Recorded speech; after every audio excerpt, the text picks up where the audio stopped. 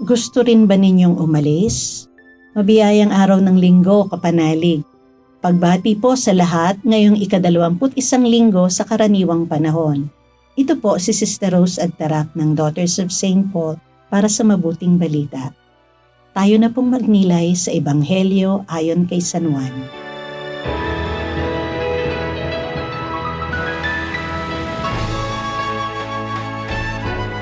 Sinabi ng mga alagad ni Jesus, "Sino ang makakarinig sa kanya?" Alam naman ni Jesus sa loob niya na nagbubulong-bulungan tungkol dito ang kanyang mga alagad.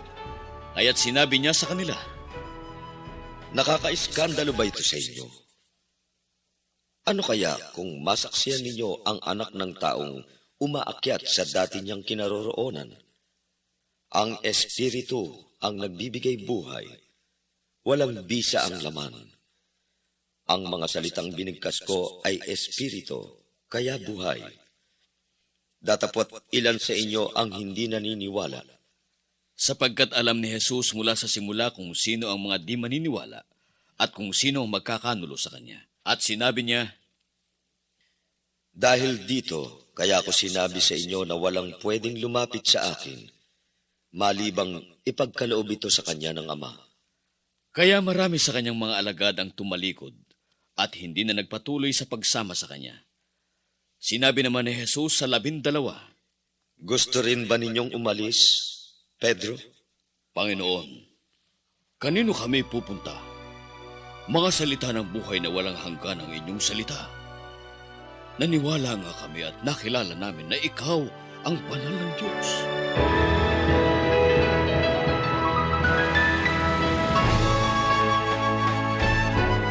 Father, nawala na kasi yung kilig.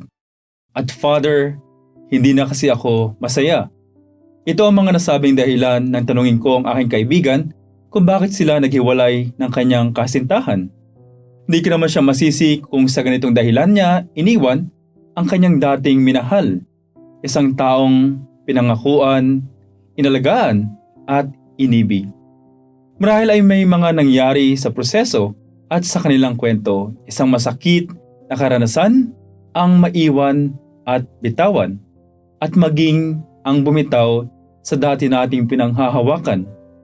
Ganito tayo sa ating ibang relasyon. Subalit, ganito rin kaya tayo sa Diyos?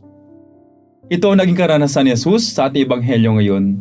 Narinig natin na pagkatapos magpahayag ni Jesus na siya ang tinapay ng buhay, iniwan siya ng marami sa kanyang mga tagasunod. Hindi nila matanggap at maunawaan ang kanyang ipinapahayag. Kaya ganun-ganun na lang ang pag-iwan sa kanya ng mga ito. Mabuti na lang at naroon ang mga apostoles na kahit hindi nila lubos na nauunawaan at nahihirapang tanggapin ang mga pinapahayag ni Jesus, ay piniling manatili sa kanya. Sa panahon natin ngayon, mayroon tayong tinatawag na buffet Christianity. Ito yung pagpili lang ng ating pinaniniwalaan at isasabuhay sa pananampalatayang Kristiyano. Kung ano lang ang komportable at pabor sa atin, yun lang ang ating mga pinipili. At kung ano man ang taliwas sa ating personal na paniniwala, ay agad nating tinatalikuran. Mga kapatid, buong pagkatao at buong pagsalig ang hinihingi sa atin ni Jesus. Mahirap man ang landas ng pagsunod at pag-unawa sa kanyang pinapahayag, kumapit at piliin nating mamalagi kay Jesus. Mga kapanalig, suportahan po ninyo ang aming misyon. Subscribe, like, and follow po lines sa aming social media accounts.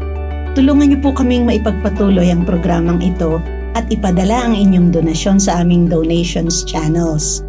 Makakaasa po kayo na isinasama namin ang inyong mga intensyon at kahilingan sa aming mga panalangin araw-araw. Ito pong muli si Sister Rose na nag-aanyaya sa inyong manalangin sa ating mahal na Inang Maria. Maria, Reyna ng bawat puso at aking inang iniakyat sa langit, minamahal kita. Bigyan mo ako ng higit na pagmamahal kay Jesus at sa iyo. Reyna ng sansinukob, makamit nawa namin ang kapayapaan at kaligtasan sa pamamagitan ng iyong mga panalangin. Kay Kristong Panginoon, ang tagapagligtas ng lahat ng sangkatauhan. Amen.